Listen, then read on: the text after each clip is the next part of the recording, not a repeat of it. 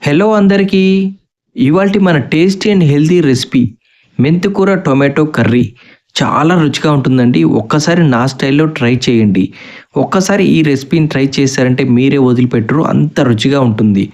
దీన్ని చపాతీలో కానివ్వండి, వైట్ రైస్‌లో కానివ్వండి, పూరీలో కానివ్వండి, పరోటాలో కానివ్వండి ఎలా తిన్నా టేస్ట్ మాత్రం సూపర్‌గా ఉంటుంది. ఒక్కసారి ట్రై చేయండి. ఇక లేట్ చేయకుండా వీడియోలోకి వెళ్ళిపోదాం. మెంతికూర టొమాటో కర్రీ చేయాలంటే ముందుగా కావాల్సింది మెంతికూర. మెంతికూర తీసుకున్న తర్వాత కింద భాగాన్ని అంటే వేర్లు అన్నీ కూడా ఇలా కట్ చేయండి. ఇలా కట్ చేసుకున్న తర్వాత ఒక బౌల్‌లో వాటర్ యాడ్ చేసుకొని నేను చూపిస్తున్న విధంగా మెంతికూర అంతా కూడా 1కి 2 సార్లు శుభ్రంగా వాష్ చేసుకోండి.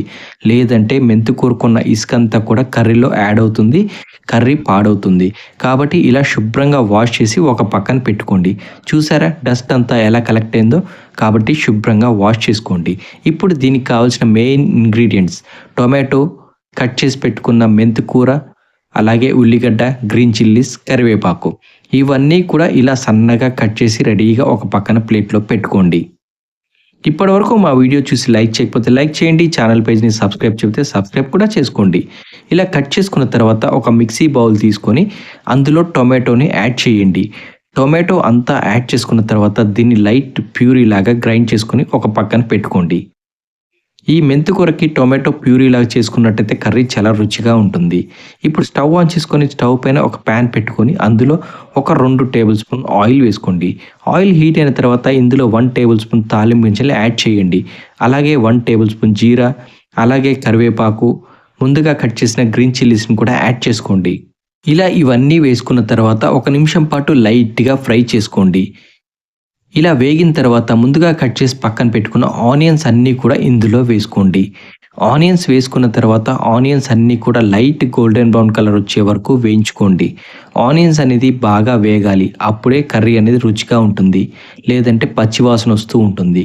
కాబట్టి ఆనియన్స్ అన్నీ కూడా ఇలా లైట్ గోల్డెన్ బ్రౌన్ కలర్ వేగిన తర్వాత ముందుగా గ్రైండ్ చేసి పక్కన పెట్టుకున్న ఈ టొమాటో ప్యూరీ అంతా కూడా ఇందులో వేసుకోండి. ఇలా ప్యూరీ అంతా వేసుకున్న తర్వాత తాలింపులో కలిసేలాగా ఒకసారి బాగా మిక్స్ చేసుకోండి. ఇలా మిక్స్ చేసుకున్న తర్వాత ఈ టొమాటో ప్యూరీ అంతా కూడా పచ్చివాసన పోయే వరకు వేయించండి. ఇలా వేయిస్తున్న సమయంలోనే ఇందులోనే 1 టేబుల్ స్పూన్ పసుపును కూడా యాడ్ చేయండి. ఇలా పసుపు వేసుకున్న తర్వాత ఆయిల్ పైకి తేలే వరకు ఈ టొమాటో ప్యూరీని వేయించండి.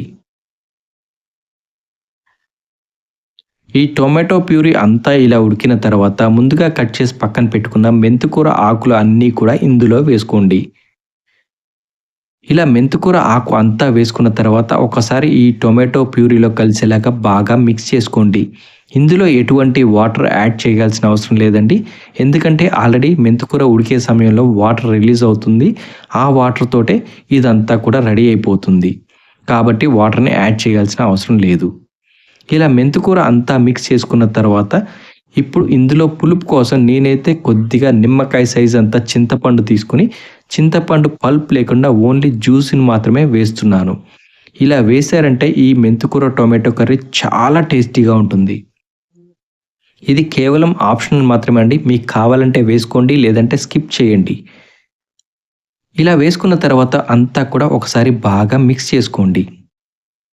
రెగ్యులర్ డైట్‌లో మెంతికూర యాడ్ చేసుకొని తిన్నట్టయితే చాలా రకాల హెల్త్ బెనిఫిట్స్ అయితే ఉన్నాయండి. ముఖ్యంగా ఇమ్యూనిటీ అనేది బూస్ట్ అవుతుంది. డయాబెటిక్ పేషెంట్స్ ఉన్నట్టయితే కంట్రోల్‌లో ఉంటుంది. ఇమ్యూనిటీ బూస్ట్ అవుతుంది. ఫైబర్ కంటెంట్ అనేది ఎక్కువగా ఉంటుంది. ఫ్యాట్ కంటెంట్ తక్కువగా ఉంటుంది. అలాగే బోన్ స్ట్రెంత్ ఇంక్రీజ్ అవుతుందండి. ఇది రెగ్యులర్ డైట్‌లో తప్పకుండా ఇంక్లూడ్ చేసుకొని తినండి. చాలా రకాల ప్రయోజనాలైతే ఇందులో ఉన్నాయండి. ఇలా అంతా కూడా మిక్స్ చేసుకున్న తర్వాత ఇందులోనే కొంచెం రుచికి సరిపడా కారాన్ని కూడా వేసుకోండి. ఆల్రెడీ గ్రీన్ చిల్లీస్ వేసాం కాబట్టి కారాన్ని చూసి అడ్జస్ట్ చేసి వేసుకోండి. ఇలా కారం వేసుకున్న తర్వాత ఇందులోనే రుచికి సరిపడా సాల్ట్ కూడా వేసుకోండి. ఆల్రెడీ చింతపండు వేసాం కాబట్టి ఈ పులుపు ఉండటం వల్ల ఉప్పు అనేది కొంచెం ఎక్కువగానే పడుతుంది. కాబట్టి సాల్ట్ చూసి వేసుకోండి. లేదంటే చివర్లోనైనా అడ్జస్ట్ చేసి వేసుకోవచ్చు. No problem. ఇలా ఇవి 2 వేసుకున్న తర్వాత ఒకసారి బాగా మిక్స్ చేయండి. మిక్స్ చేసుకొని 1 నిమిషం పాటు ఉడికించండి. ఇలా అంతా ఉడికిన తర్వాత ఇందులోనే 1 టేబుల్ స్పూన్ ధనియా పౌడర్‌ని కూడా వేసుకోండి. ఇలా ధనియా పౌడర్ వేసుకున్న తర్వాత ఇందులోనే కొద్దిగా ఇంగువను కూడా యాడ్ చేయండి. ఇవి 2 వేయటం వల్ల టేస్ట్ అండ్ ఫ్లేవర్ అయితే చాలా అంటే చాలా బాగుంటుంది. ఇలా రెడీ చేసుకున్న ఈ మెంతికూరని మనం చపాతీలో కానివ్వండి, పుల్కాలో కానివ్వండి, పూరీలో కానివ్వండి, వైట్ రైస్‌లో కానివ్వండి ఎలా తిన్నా టేస్ట్ మాత్రం సూపర్‌గా ఉంటుంది. ఇక చెప్పాల్సిన అవసరం లేదండి. ఒక్కసారి మీరు కూడా మీ ఇంట్లో ట్రై చేయండి. ఎలా వచ్చిందో కామెంట్ బాక్స్‌లో కామెంట్ చేసి అయితే ఖచ్చితంగా చెప్పండి. ఫైనల్‌గా ఇందులో కొద్దిగా కొత్తిమీరని యాడ్ చేయండి. నేనైతే కొంచెం కొత్తిమీర ఎక్కువగానే వేసుకున్నాను. మీరు ఇంత వేయాల్సిన అవసరం లేదు. ఇలా కొత్తిమీర వేసుకున్న తర్వాత ఒకసారి బాగా మిక్స్ చేసి స్టవ్ ఆఫ్ చేసేయండి.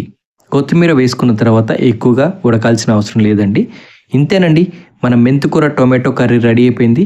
మెంతికూరతో చాలా రకాల రెసిపీస్ అయితే చేసుకోవచ్చు. ముఖ్యంగా ఈ రెసిపీని ట్రై చేయండి.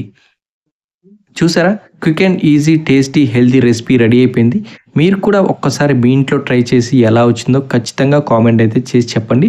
ఇప్పటివరకు మా ఛానల్ని సబ్స్క్రైబ్ చేయండి. ఈ వీడియోని లైక్ చేయకపోతే లైక్ చేయండి. ఇప్పటివరకు మా వీడియో చూసినందుకు ధన్యవాదాలు.